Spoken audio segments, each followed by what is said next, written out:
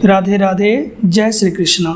नमस्कार दोस्तों, ब्रह्मांड में जब भी कोई बड़ी खगोलीय घटना होती है तो उसका सीधा असर हमारे जीवन यानी हमारे विचारों और हमारी मान्यताओं पर पड़ता है। और जब बात सूर्य ग्रहण की हो तो घर के बड़े बुजुर्ग सबसे पहले हमारी गर्भवती माताओं और बहनों को लेकर चिंतित हो जाते हैं। 12 अगस्त 2026 को इस साल का सबसे बड़ा पूर्ण सूर्य ग्रहण लगने जा रहा है। ऐसे में हर गर्भवती महिला के मन में कई सवाल हैं। यह ग्रहण कब लगेगा? क्या यह भारत में दिखाई देगा? इसका सूतक काल क्या है? और सबसे महत्वपूर्ण, हमारे शास्त्रों के अनुसार इस दौरान एक गर्भवती महिला को क्या करना चाहिए और क्या किन गलतियों से बचना चाहिए। आज के इस वीडियो में हम लोग सुनेंगे और हम लोग जानेंगे कि विज्ञान से लेकर शास्त्रों तक की हर वो प्रामाणिक बात जो आपको जानना बेहद ज़रूरी है। वीडियो को अंत तक ज़रूर सुनिएगा और इसकी महत्वपूर्ण जानकारी देखिए कहीं छूट ना जाए, इसीलिए वीडियो को अंत तक जरूर सुनिएगा। सबसे पहले बात करते हैं सटीक तारीख और समय की। साल 2026 का यह दूसरा सूर्य ग्रहण 12 अगस्त 2026 बुधवार को लगने जा रहा है, जो श्रावण महीने की अमावस्या तिथि श्रावण अमावस्या को पड़ेगा। भारतीय समय के अनुसार इस ग्रहण की टाइमिंग को ध्यान से नोट कर लीजिए।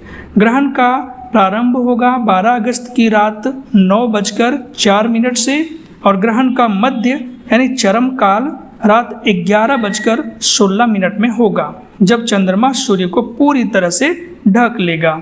ग्रहण की समाप्ति अगले दिन यानी 13 अगस्त की सुबह 4:25 पर होगी। अब सबसे बड़ा सवाल, क्या यह भारत में दिखाई देगा? तो इसका सीधा जवाब है नहीं। चूँकि ग्रहण रात के समय लग रहा है, इसीलिए भारत में सूर्य दिखाई नहीं देगा और यह ग्रहण की पूरी तरह अदृश्य रहेगा।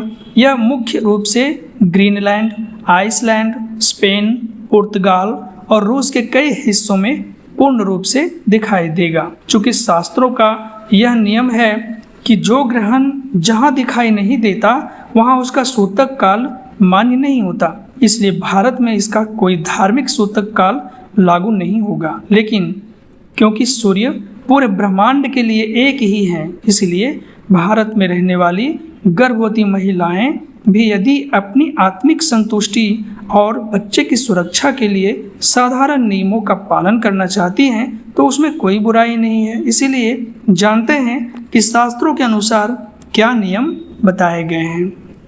सनातन शास्त्रों और ज्योतिषीय मान्यताओं में ग्रहण काल को एक अत्यधिक संवेदनशील समय माना गया है।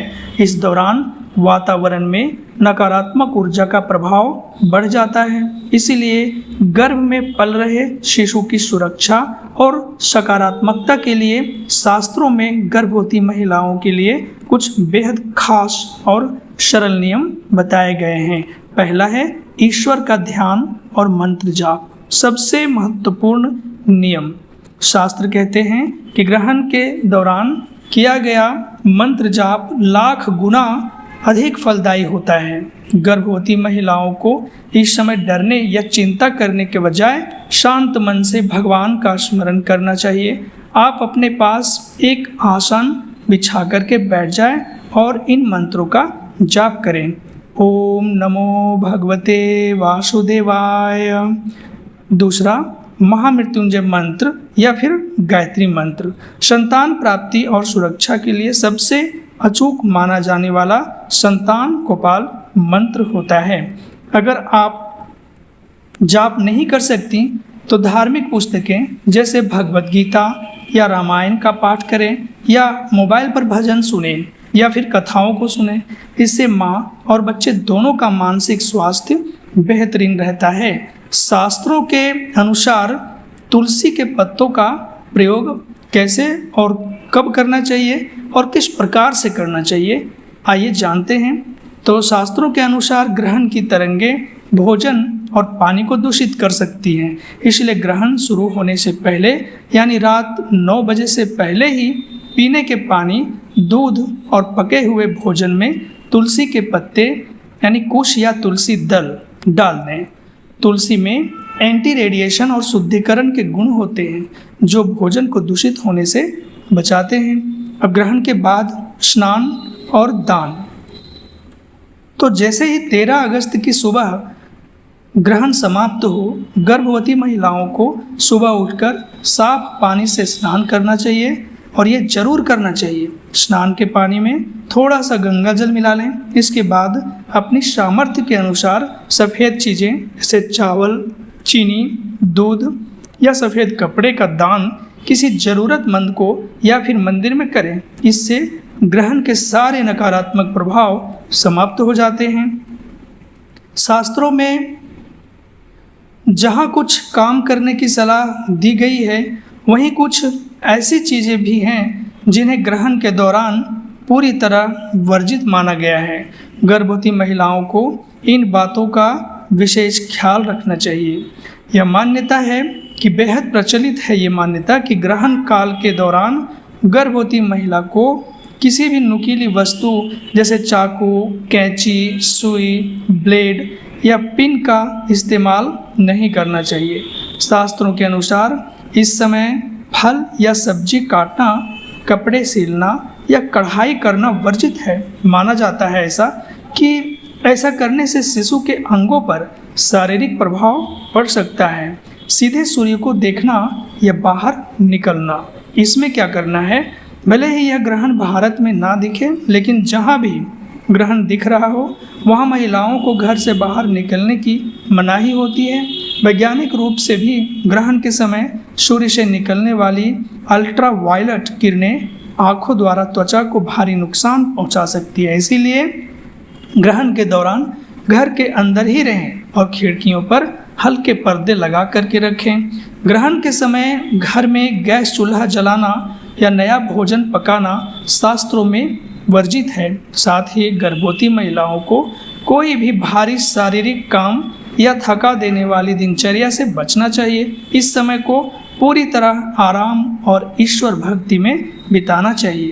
पारंपरिक मान्यताओं के अनुसार ग्रहण के दौरान किसी भी धागे, रस्सी या कपड़े में गांठ नहीं लगानी चाहिए। इससे भी अजन्मे बच्चे जो है पेट में, उसके स्वास्थ्य के लिहाज से ठीक नहीं माना गया है। दोस्तों, शास्त्रों के नियम अपनी जगह है और उनका सम्मान करना हमारी संस्कृति का हिस्सा है, लेकिन इसके साथ ही विज्ञान और डॉक्टरों की राय को भी जानना भी बेहद ज़रूरी है। चिकित्सकों और वैज्ञानिकों का स्पष्ट कहना है कि सूर्य ग्रहण एक सामान्य खगोलीय घटना है जिसमें चंद्रमा, सूर्य और पृथ्वी के बीच आ जाता है। भारत में यह ग्रहण दिखाई नहीं दे रहा है, इसलिए यहाँ की गर्भवती महिलाओं को किसी तरह से कड़े उपवास, भूखे प्यास रहने या मानसिक तनाव लेने की आवश्यकता बिल्कुल नहीं है। गर्भावस्था में समय पर पौष्टिक आहार लेना, हाइड्रेटेड रहना, पानी पीना और डॉक्टर की बताई दवाइयाँ लेना, ये सबसे पहली प्राथमिकता होनी चाहिए। शास्त्रों के नियमों का पालन आप अपनी श्रद्धा के अनुसार करें, लेकिन अपने स्वास्थ्य से कोई समझौता ना करें। किसी भी अंधविश्वास या डर के कारण मानसिक तनाव ना लें, क्योंकि आपकी घबराहट बच्चे के लिए नुकसानदेह हो सकती है। तो दोस्तों, शांत रहें, सकारात्मक रहें और भगवान का ध्यान करें। उम्मीद है कि आपको 12 अगस्त 2026 के इस सूर्य ग्रहण से जुड़ी सभी जानकारियाँ मिल गई होंगी। अगर आपको यह वीडियो मददगार लगा हो तो इसे हमारी अन्य गर्भवती माताओं और बहनों के साथ ज़रूर शेयर करें ताकि उनके मन का भ्रम दूर हो सके।